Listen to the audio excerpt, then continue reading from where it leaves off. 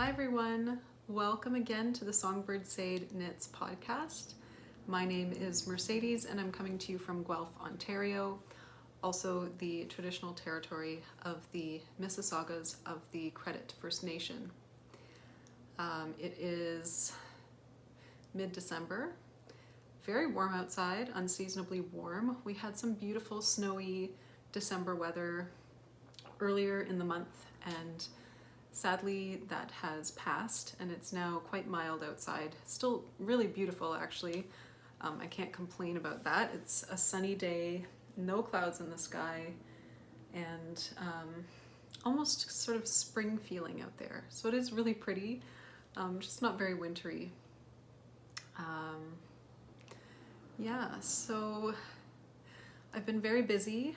I was hoping to get a video out earlier, but I've just been really busy. And I have to say, I have been knitting a lot, but because I've been focusing on Christmas presents, and one large Christmas present in particular, I really wouldn't have had much to show you last month anyway, because I was just working on the same thing, on one thing. So I apologize for missing last month, but you know, sometimes life just gets in the way of these kinds of things, so that's the way it is.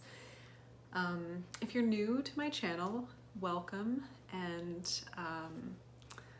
this is a podcast mostly about knitting. I do sometimes feature other crafts. I do like to try other crafts. I love experimenting and branching out into new things, so I always share that here if I'm doing something like that, but I would say primarily this is a podcast about knitting.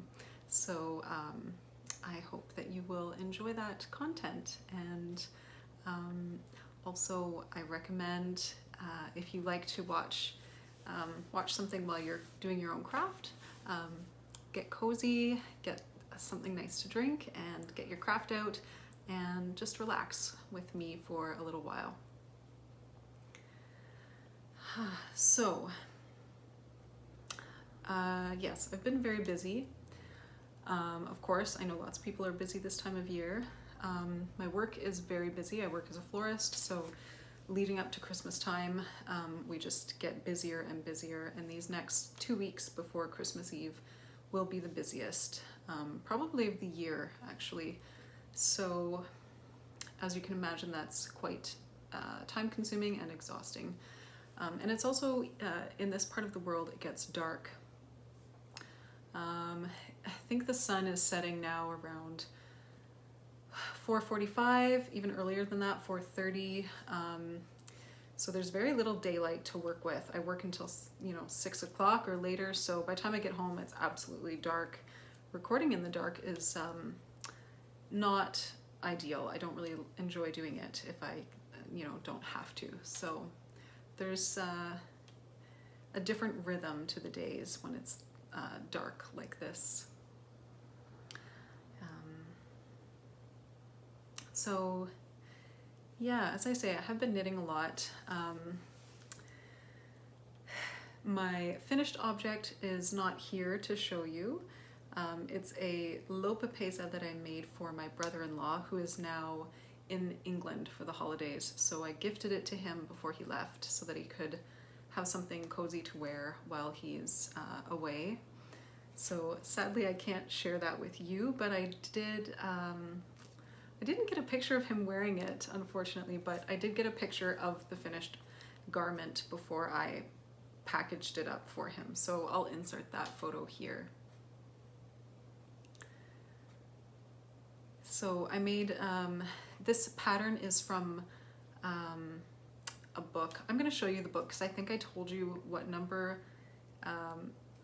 pattern book it was from, and I was wrong the last time. So I'll just show you the book now.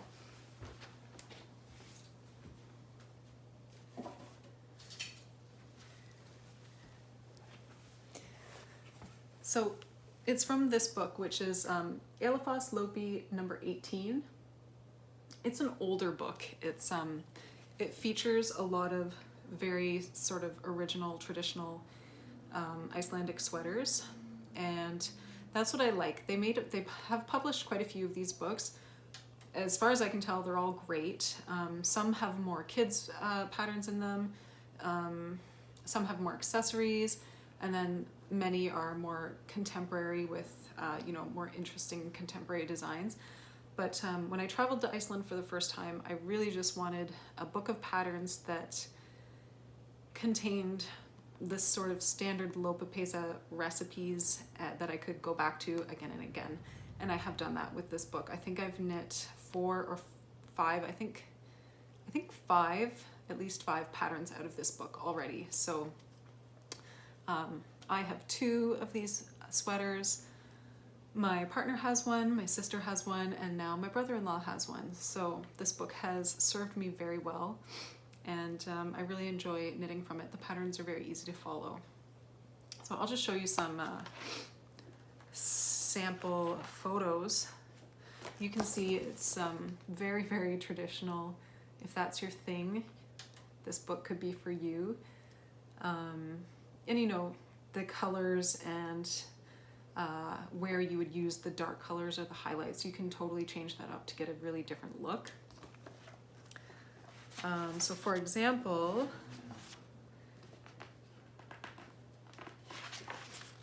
the first pattern I ever made was this one here.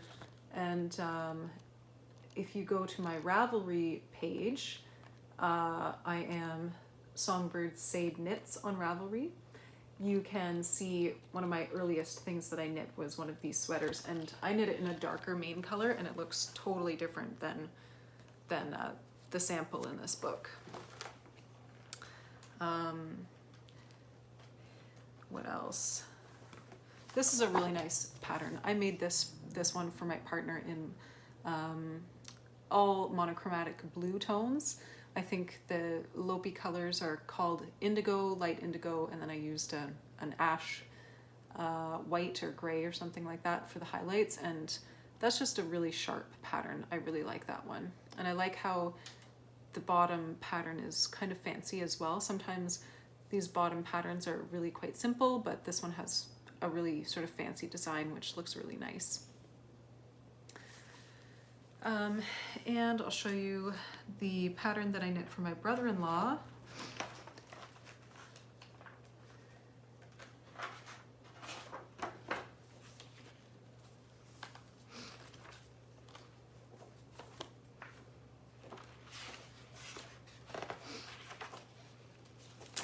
I knit him a sweater based on this pattern.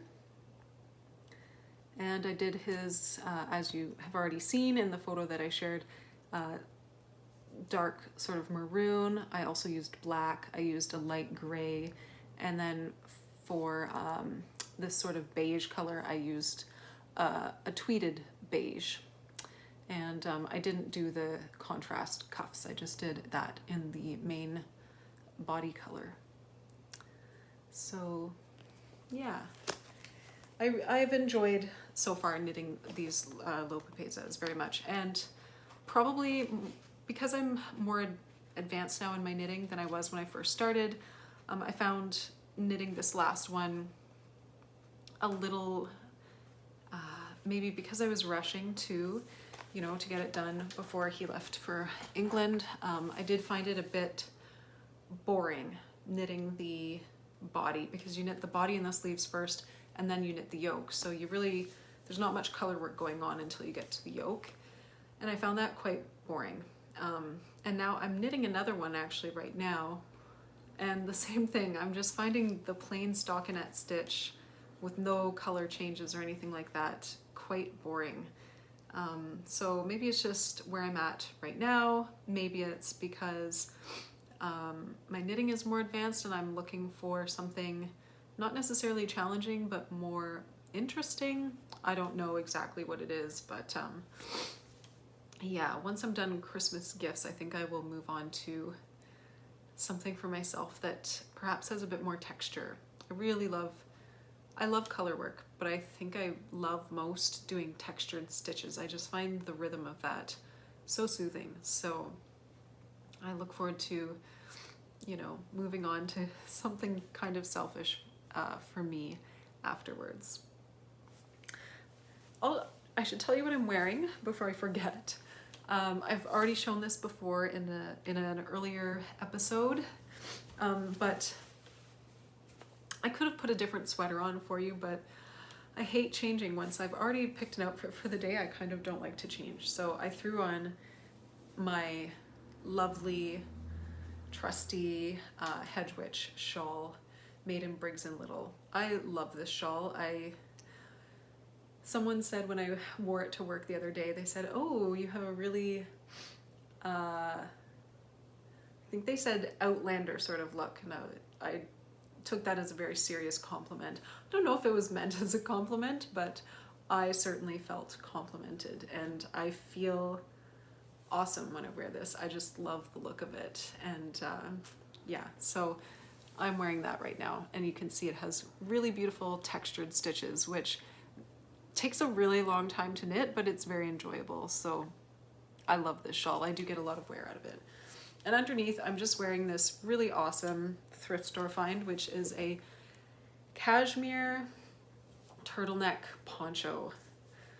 And it's just like a nice piece to put on when I want to look kind of a little bit fancy and interesting, but also want to be extremely comfortable. So that's what I'm wearing today.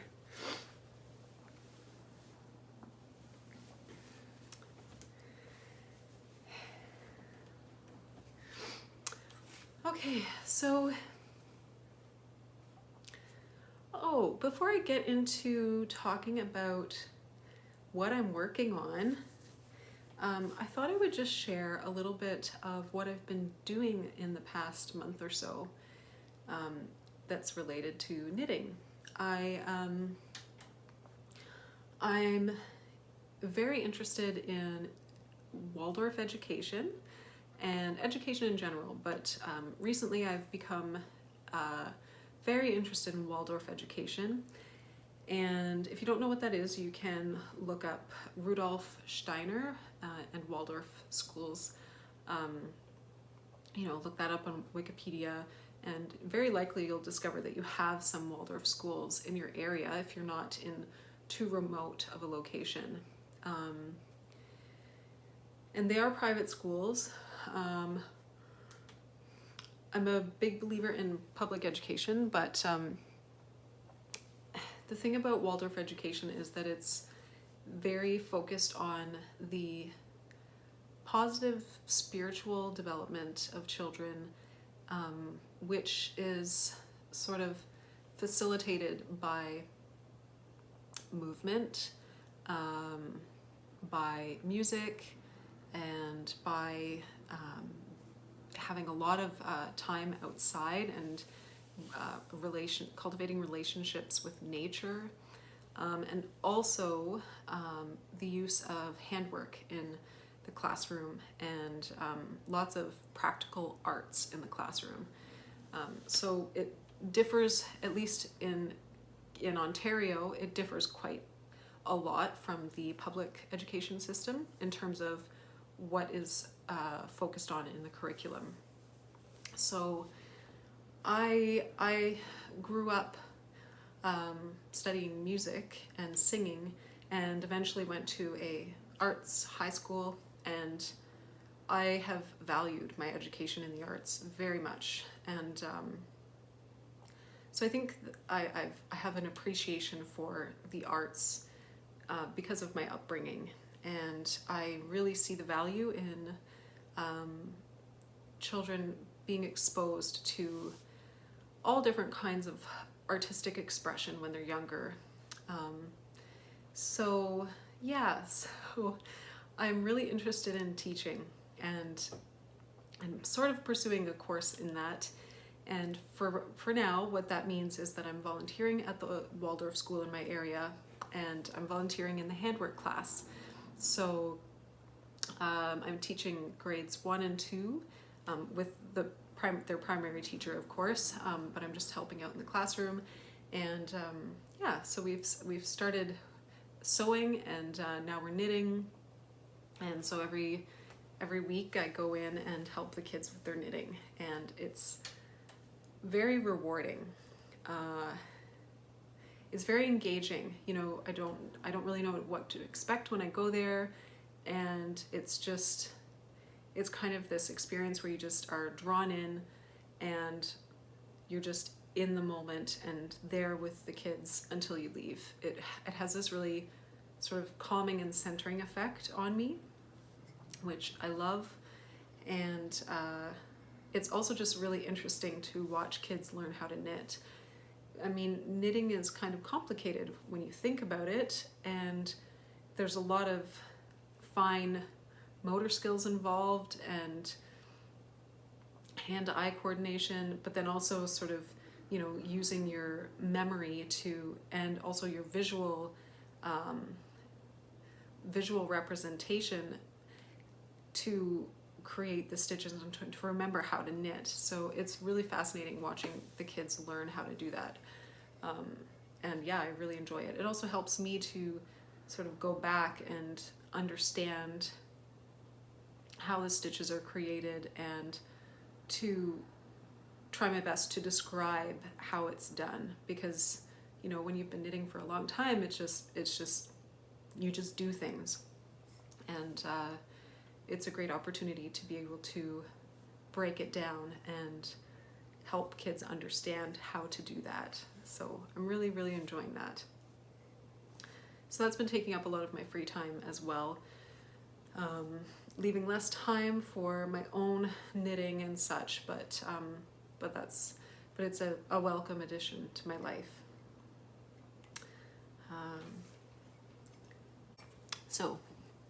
But I have been knitting a little bit, so I can show you what I'm working on.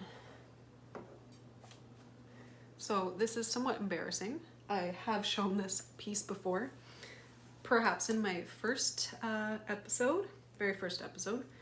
This is a Christmas project that's at least a couple years old, and it's not even difficult or like that much knitting. It's just been set aside and ignored for a long time. So I aim to have this done for this Christmas and to be able to kind of re-gift it. Yeah, it's a tie. I'm making a tie for my partner, and I really am almost done. I think it's almost long enough. I maybe need about this much longer. I have this other tie of his that I'm using as a reference. So if I hold it up,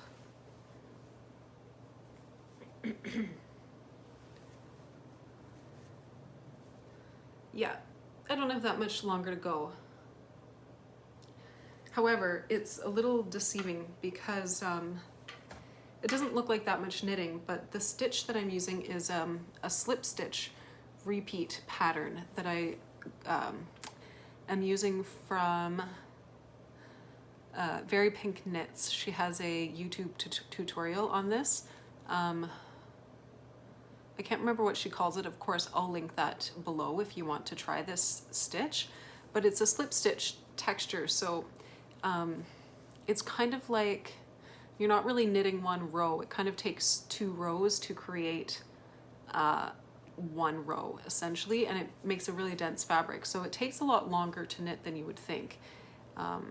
But for a tie, this is really great. This creates a really opaque fabric and a durable fabric, and one that I think will, like, I probably don't even need to block it, but I will, and I think it's gonna block out very crisply and look very neat. So yeah, and I'll try to hold this up for you. You can kind of see, I'll hold up this. I kind of made a mistake on one end, and I'm not gonna go back to fix it. I think once it's all tied up, he won't notice, but anyway, it has this sort of, I don't really know how to describe it, almost a like a checkered look, maybe you could call it. Very, very, very nice pattern. And I'm knitting that in an unknown yarn. I can't remember what this is, but it's a wool and silk blend.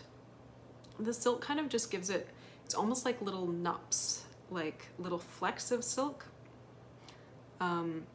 which adds like a nice texture. But other than that, I think it's a very small percentage of silk. It's not really shiny or anything. It just adds a bit of texture, and of course it would add quite a bit of strength. So that's also good for a tie, which generally doesn't get much abrasion except in the area where you're tying it. So it does have to be an overall durable material. So that should be done, and I think it'll look great. I think it'll match a lot of things and it'll be very unique. And one thing I should mention is that I'm not putting a point on the end here. I just did it flat. And when I did some research on historical knitwear ties, because they were kind of an item, I'm not sure exactly when, maybe earlier, but certainly in like the 50s, 60s, and maybe earlier, as I say, typical knit ties were not created with a point. The point was, if you see a knit tie with a point, it's kind of just to emulate like a real silk tie. But when knit ties were worn and made more popularly, my understanding anyway is that they were never made with a point. They were just kind of their own style, and that included just a flat edge like this. So I opted to do that. I didn't want it to look like I was trying to copy a tie and make like a wool facsimile of it. I wanted it to look like this is how it's meant to look. So that's why I went for this flat edge. And I also think that looks really good. Excuse me. I think I'm talking too much and I'm getting a dry throat, so pardon me.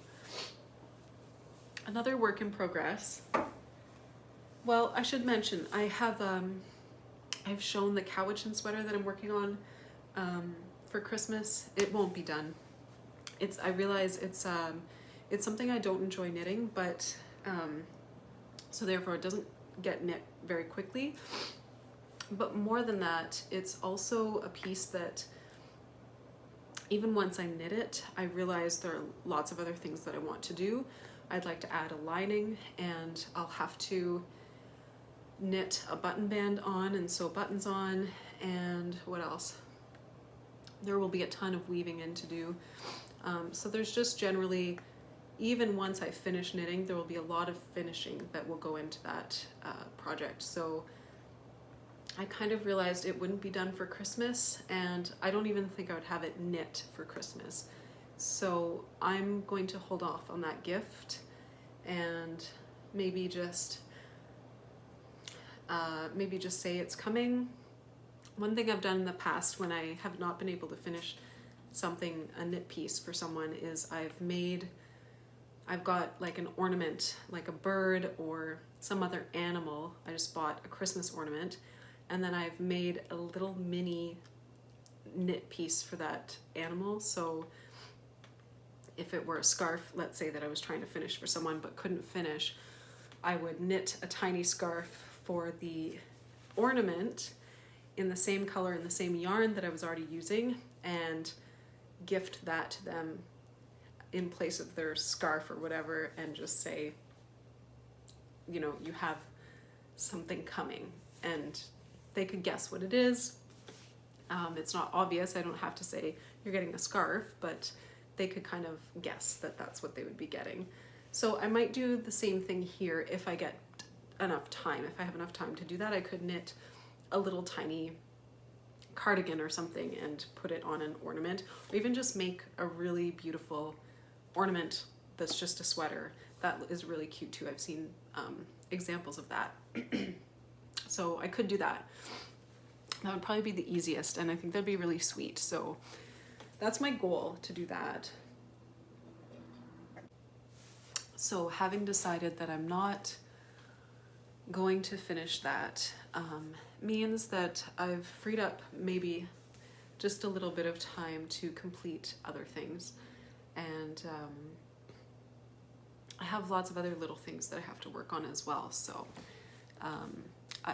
yeah, so I'm kind of glad that I've put the sweater aside. I already knit one huge sweater for my brother-in-law, so I feel I need a break from large projects as well, just for myself. So Anyway, what I've been able to finish so far are these cute little felted donkeys.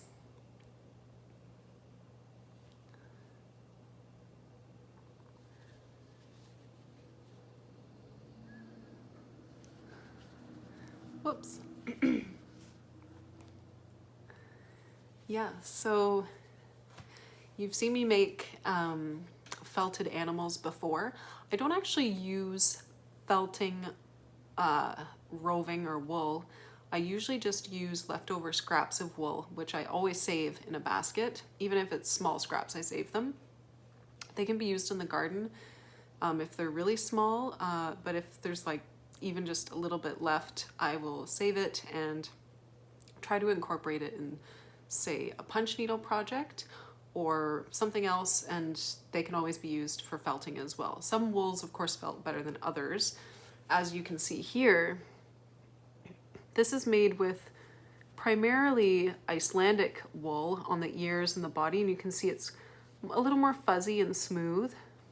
Whereas this one is made with, I think this is Briggs & Little, which is what my shawl is made of. And it's still like all felted and cohesive. It's just not as smoothed out. You can really see that I made it by winding up a ball of yarn, which I think is totally fine. That doesn't bother me, and I really like being able to use up my scraps. That's really important to me. So yeah, that's how I make my little animals. And I kind of have a recipe now that I just follow, that I just came up with. I do a large ball for the body and a smaller ball for the head. And then I add features that make it look like the animal I'm trying to go for. So in this case, a very long nose for the donkey and large ears, long ears. And I think that's sufficient enough to make it look like a donkey. And so these will become Christmas gifts. And the reason why they're donkeys is because my family has come to really be in love with donkeys. We in Guelph, we actually have the Donkey Sanctuary of Canada located, you know, like a 15-minute drive from where I live. And my partner and I have visited many times now. And I think it was a couple years ago, we were inspired by our visit to sponsor a donkey on someone's behalf for Christmas. And we just kept doing that every year. And my mom in particular was really, really excited about that when we sponsored a donkey in her name. So she wanted to, of course, visit the sanctuary, and so we did that this fall. We did that as a family. We all went together and had a fantastic time visiting the sanctuary. So so the little felted donkeys are just kind of a memento of that. And yeah. Speaking of the Donkey Sanctuary, I don't know if I've shown this before, but they have, you know, a gift shop, of course, and they had these amazing cotton canvas bags. They're actually really, really thick with really thick straps and just a really simple logo. So I bought one, of course, for my knitting, and it's great. I love how thick it is because it's stiff enough that it holds its shape and stands up a little bit on its own, doesn't just like crumple into a sack. So it's great. And what I'm holding in there is the wool for what was intended to be another Christmas present, which will not be done for Christmas, and that's a sweater. And I've shown these colors to you before. So I actually have started this. It's for my partner. But there's really nothing to show. It's just, I've cast on for the bottom and knit about that much. And it's all in gray. It's a typical sort of Lopapeysa construction where you knit bottom up and then knit the sleeves bottom up, and then you yoke everything together and do the color work on the yoke. So I will show you that when it's a little more interesting to show. when I have maybe some color work to show. So that'll probably be sometime after Christmas though, because I'm not really aiming to finish that for Christmas either. I always get over ambitious. I don't know how you get, if you like to knit for Christmas. You know, maybe you come up with some ideas in the summertime or late summer, early fall, and think, oh yeah, I have several months before Christmas. If I get started now, maybe I can finish something, and then, you know, there's still lots of time left. And that's usually how I operate as well. And then I kind of lose steam as Christmas approaches. I maybe knit a couple things, like something small, something larger, and in theory I would have had time to finish everything had I just stuck with the plan. But knitting is not a, you know, production line type of activity. It takes a lot of commitment in terms of time and energy, and it's also a creative process. So it's a bit harsh, I think, to set these types of goals on ourselves, unless you do it for work. But if it's for pure pleasure, it definitely takes the fun out of it to have a lineup of things that you have to knit in succession. At least for me, I find I can start off like that and then I lose steam. So maybe I will remember that for next year and just try to, I don't know, space out gifts over the course of the year, or just try not to knit everything for people. That's why I like to do other crafts, like like the needle felting. I'm doing a punch needle project for Christmas as a gift as well, which I haven't started yet, but I will show you once I've finished it. I like to change it up a bit because, yeah, it just, you know, if you're just knitting every day and not for yourself, and with the attitude that you have to do it and you have to finish it, it really sucks some of the joy out of it.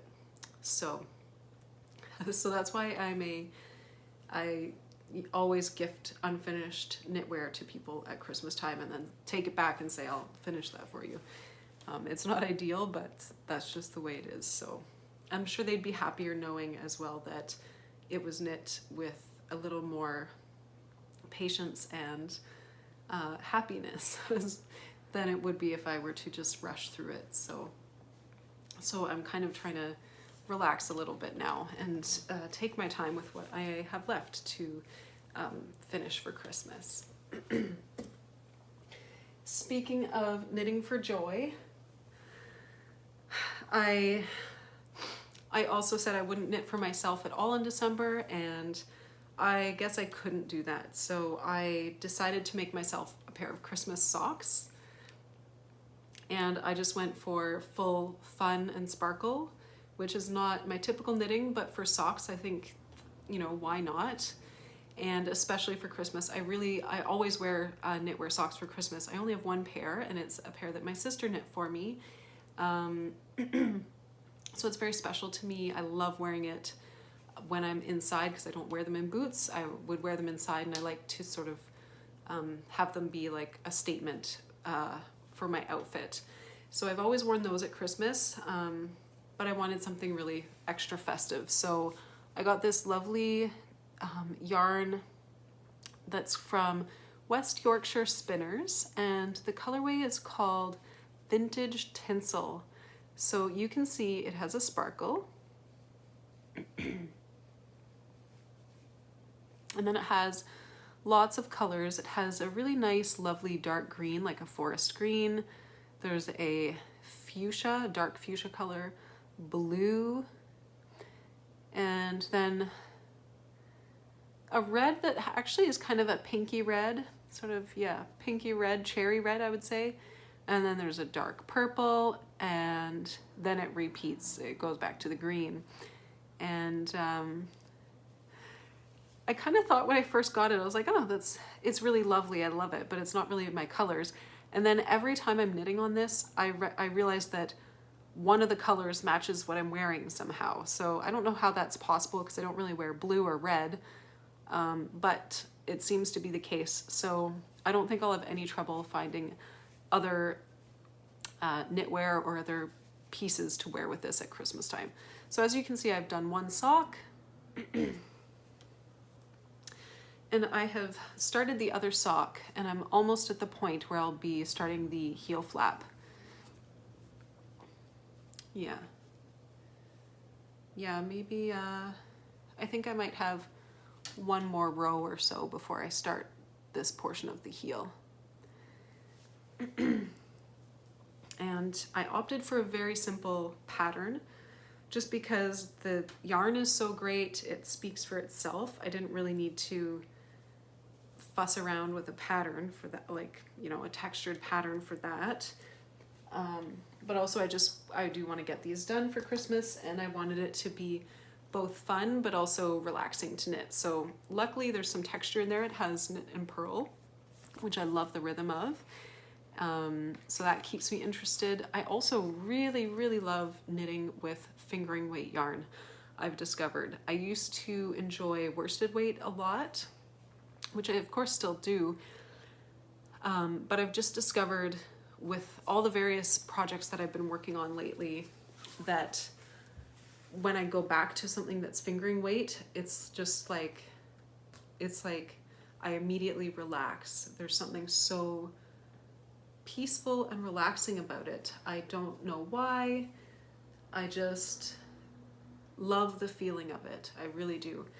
So I'm really enjoying these socks. This is more of a sport weight, I guess you would say. And the pattern I'm using is the simple fine socks pattern from Briggs & Little. And you can get this little printed copy, this thin little folded pattern. You can get that for $2 Canadian. So, you know, there's no reason not to. If you're new to socks, which I am, this is my first pair of socks that I've knitted, this is just great to have as a resource in your home. You can easily use this and modify it, add a different textured pattern if you'd like. Instead of the ribbing pattern, you could omit the ribbing pattern entirely if you just want a plain sock. You could add a cable, you can change the heel if you are skilled enough to do that, or if you have a different type of heel construction that you are familiar with that you like. Yeah, I just think it's great to have something like this. I also have the heavy socks pattern, which is written, I think, for worsted or Aran weight. So yeah, very happy with that. It's also really well written, very simple and easy to follow. So I'm very much enjoying that.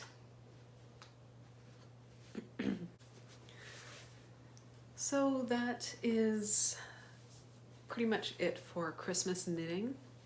I did knit something else for someone, a hat in the summertime. Luckily I finished it in the summertime. I had the foresight to do that. So I'm very pleased about that. It feels so weird to have knit it so long ago and to now be wrapping it as a gift, because I feel slightly disconnected from it, but I'm very excited to be gifting it. So yeah, other than that, I think that is it for Christmas knitting. I can show you,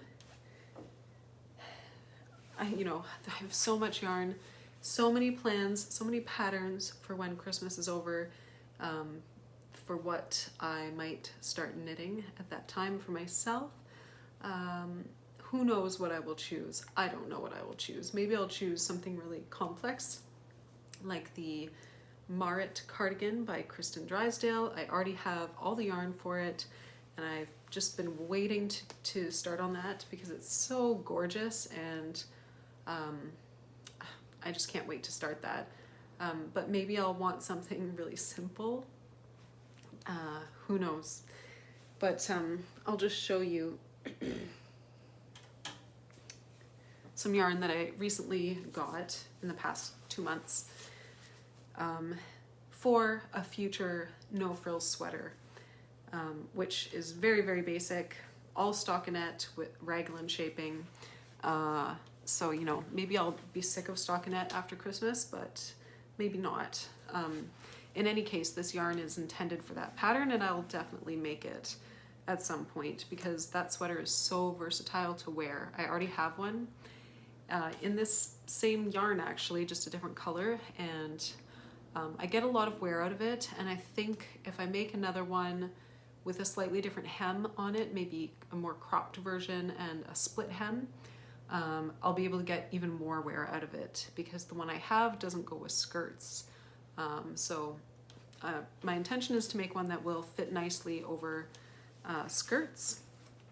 And so I got more of the same yarn that I knit my first one in. This is the Hillesvåg Tinde, which is Norwegian pelt wool, and it has a halo to it. It's almost like a mohair, and it's kind of, if you're looking for something in a DK weight that is kind of like mohair, but it would be slightly more affordable, this is a good option for you. It's wool, it's 100% wool, but the type of wool that this is comes from a sheep that has, I guess they call it pelt wool, and I don't know exactly what that means, but it does have some longer hairs that form a halo, basically.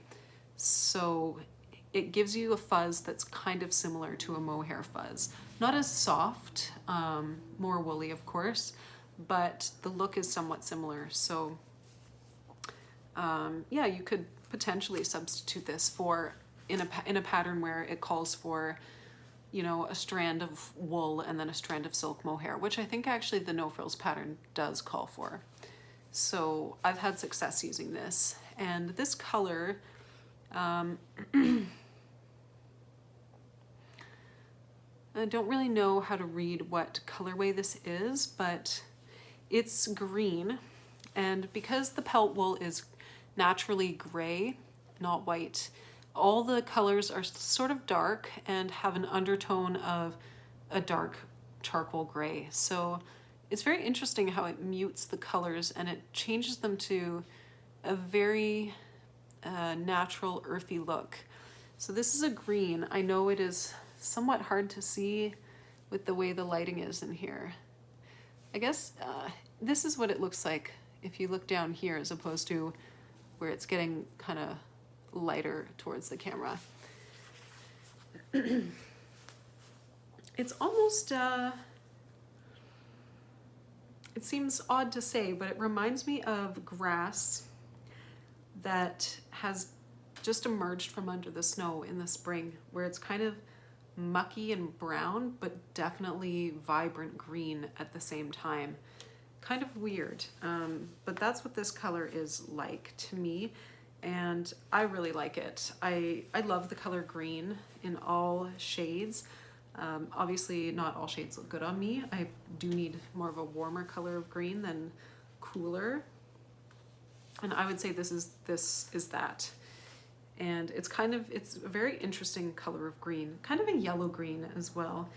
So yeah, that'll be my no frills sweater when the time comes to knit it, and I think it'll be really, really awesome.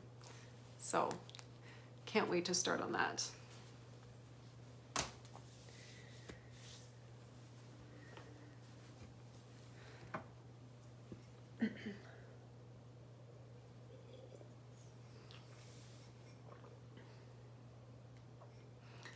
So I think that might be it for today.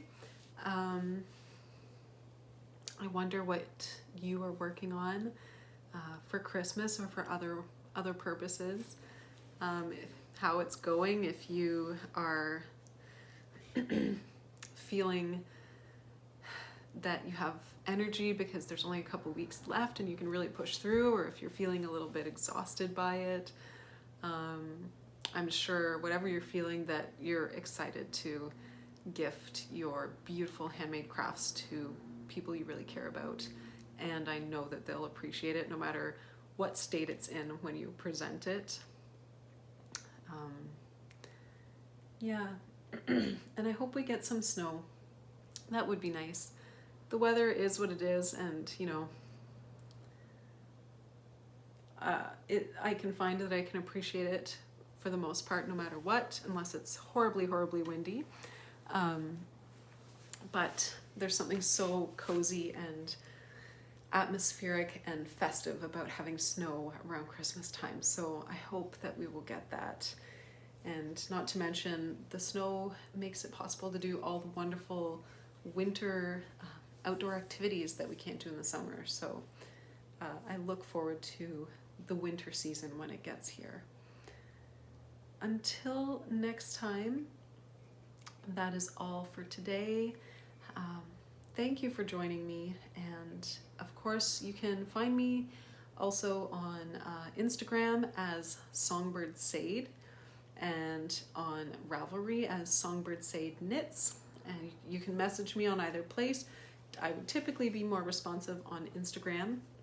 You can also, of course, leave a comment below. I love reading the comments, and if you haven't already, you can like this video and subscribe to my channel so that you will get a notification when I upload a new video, which I try to do, you know, once a month, sometimes once every couple months. So stay tuned, and until next time, do take care of yourself.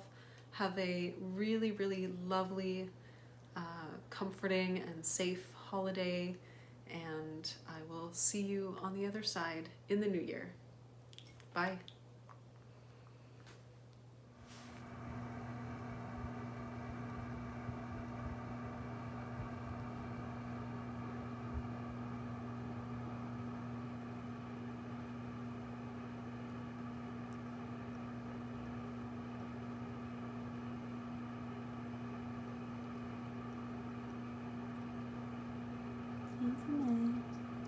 Isn't it, girl?